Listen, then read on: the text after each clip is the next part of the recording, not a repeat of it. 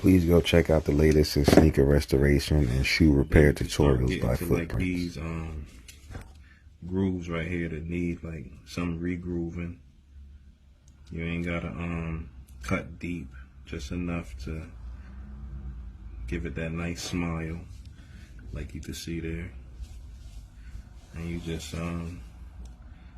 give it your grooves. Like so, don't overcut.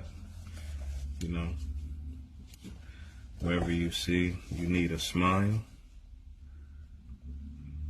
And I can feel my blade getting cold, so I'm about to heat my blade back up.